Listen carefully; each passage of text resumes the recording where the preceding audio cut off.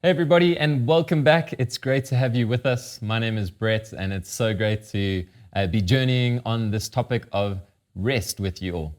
Over the last little while, we've been looking at the why, but today we're going to get a bit practical and see how you can get going in your own journey. I just want to remind us all that this by no means is a way to salvation or even getting God to love you more or anything. He loves you right where you are, just as you are. These are just practical handles for a practice that will help mature you in your spiritual journey with God. Like I said, the Israelites were brought out of slavery from Egypt, and God used the Sabbath to redeem their identity. And we're trusting that through practicing Sabbath today, that God will do that for you as well. Remember Jesus' words in Mark 2 that Sabbath was made for man and not man for the Sabbath. I.e., Sabbath is a gift for us. It's not a thing that we have to fulfill, like I said, to earn God's love or anything like that. So something that we love saying in our family is just the fact that Sabbath is not an obligation that we have to fulfill, but it's an invitation that Jesus wants us to imitate what is happening in heaven right now, but here on earth. So why don't we get going with this episode and trust that it's really helpful for you on your journey.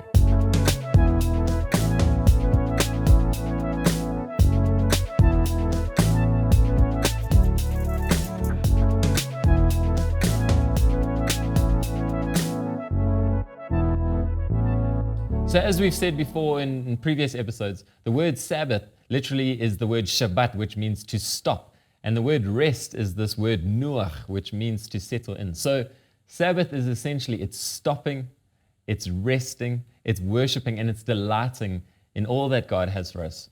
Sabbath rest isn't about adding more to your diaries. It's about removing things so that you actually can rest. In Isaiah 58, God gives this instruction and encouragement to the Israelites about Sabbath. And I think it's so nicely put in the message. So I just want to read that for us.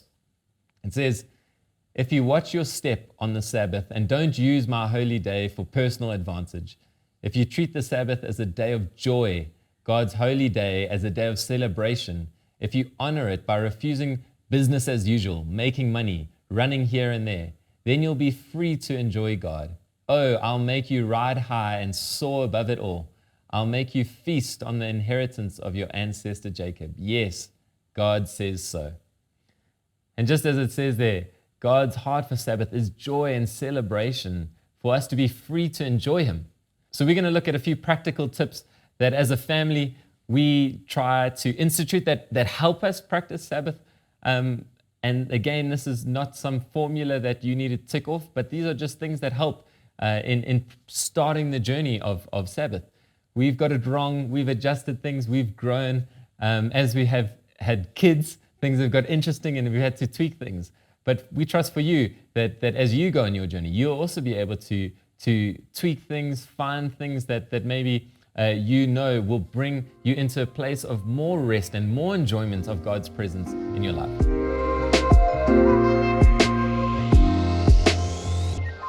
So the first thing is to set some time aside. And I know this sounds a bit easier said than done, because our experience for my wife Claire and I was that we try to find 24 hours to set aside, and we had to go a full 2 months forward in our diary just to be able to find a gap. And we made sure we put it in our diary and we said, cool, we're going to start Sabbathing then. And maybe for you can't find 24 hours. I would encourage you, just start with 2. Start with 2 hours and see how that goes. And also, this is not something that has to religiously be from Friday night at 6 p.m. or when the sun goes down to when the sun goes down on Saturday. That is the traditional kind of Jewish way of doing it. But again, this is not an obligation or a tick box that we have to fulfill. This is an invitation from God to enjoy. So if you find that Sabbath works for you on a Wednesday, let's say, or that you are able to find a few hours on a Sunday, or whatever it is, why don't you start by just setting some time aside and making sure that is something that you protect and look after. So the second thing is to stop working. And for Claire and I, we run our own companies, and this is a big deal. Again, this is a statement of saying to God that actually you are the source of our work, you are the source of our provision, and to not engage in any business talk, to not check emails, to not try and think about, oh, how are we going to grow the business? What are we going to do here? Was quite a challenge, but we found that it's an amazing statement of trust in God, saying that actually you are the one that provides for us. So we're going to leave that in your hands. Mark Buchanan has this really cool statement, which I so resonate with. He says, Sabbath is about trust. Sabbath is about turning over to God all those things, our money, our work, our status, our reputations, our plans, our projects, that we otherwise would be tempted to hold tight in our own closed fists and hold on to dear life. So Sabbath is a huge statement of faith. It's a statement of saying to God, actually, I'm not in control of my life. I'm not in control of my business or my financial stability. You are the one that knows what I need, when I need it, and you will provide. Point number 3, and this is another practical tip which we really struggled to do in the beginning, is to limit our use of technology. The amount of time that we would spend on social media or watching series or just browsing through news articles was kind of scary when you actually take that away. And I know we mentioned in previous episodes is that Sabbath makes you aware of how much you consume. And it's almost like load shedding. You know, when we have load shedding here in South Africa, you suddenly are like, ooh, what should we do with our time? I think that is almost like Sabbath is almost like enforced load shedding. And I know that doesn't sound very appealing, but it encourages us to spend that time wisely. And social media is one of those things that really does drain time. TV, movies, constantly checking news articles is one of those things. So I'd encourage you to find more time in your Sabbath day. Try to stay away and limit your use of technology. Number 4 is to intentionally try and slow down the pace of life. Whether this looks like going for a walk to the shops or at the shops, getting in the slowest queue, or if you're going to drive the speed limit. And if you see the robot's orange or something, stop at the orange robot. And this is not some form of weird religious duty that we have to fulfill. This is just about the fact that we live in such a fast-paced world that we often miss things and we miss people and we don't create time to slowly go through the day and make time to hear what God is saying to us. John Marcomer says in his book, Ruthless Elimination of Hurry, Jesus was never in a hurry. His slow, deliberate pace created room in his life for interruptions that became stories for the 4 Gospels. And I love that. The stories that we hear of Jesus are all stories of Jesus' slow pace of life. So whatever it looks like for you, I'd encourage you, slow the pace of life down and enjoy just going a bit slower. So number 5 is to speak life. And this is something that we're trying to practice continually every Sabbath and in life in general. But it's just this thing of honoring each other in the way that we speak, to speak and to think about things that are good, that are wholesome, that are worship to God, that aren't things that are negative and detract and draw life out of each other and cause our minds to think on the negative. It's amazing how when you start to put those practices in place, you realize, oh, wow, I'm quite quick to criticize, or I've got a very negative view on this, or shish, I actually shouldn't be gossiping about this or that. And I think this is just a great way to practice what Scripture teaches us about thinking on things that are good and pure and whole.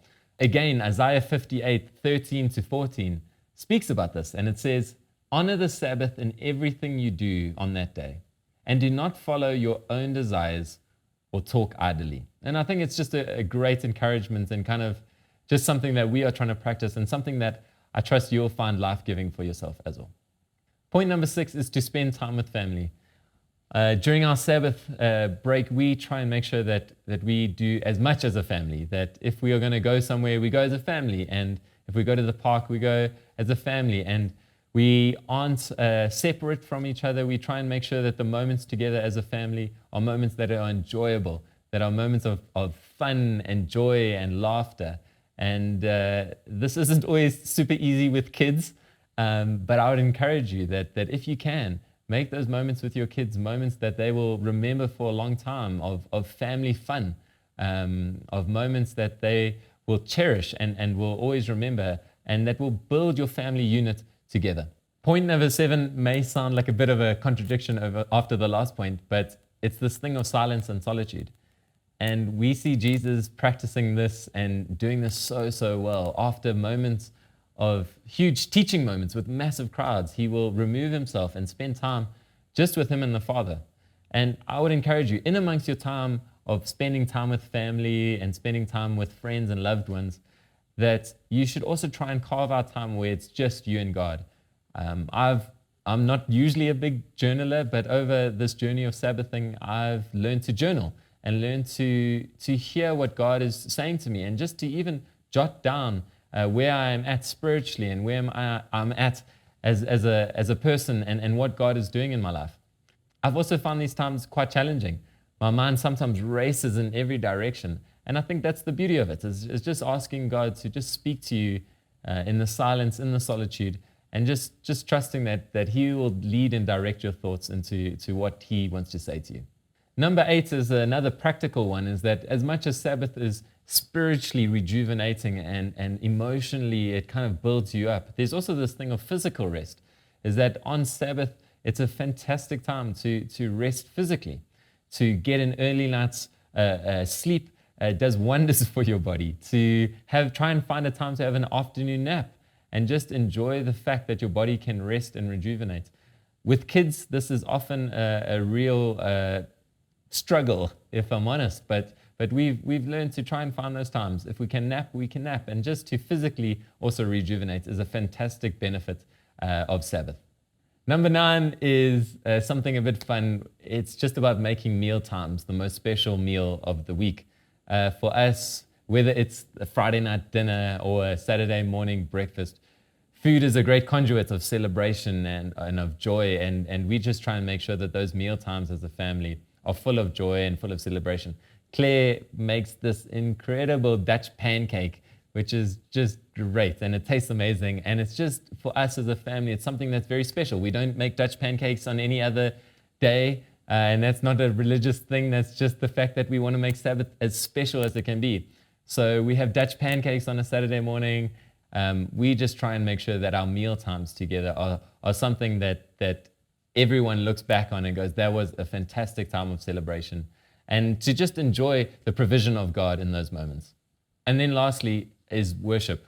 We try and make sure on our Sabbath days that our hearts and minds are just filled with praise and worship for God. So whether this is practically putting on praise and worship music, but also to realize that our lives are worship to God, everything that we do. And maybe this links into the point earlier about speaking life, but it's just to realize that not only is our physical singing and our physical worship to God an act of praise, but our lives are as well. So Sabbath is a time for us to fill our hearts and minds with the worship of Jesus.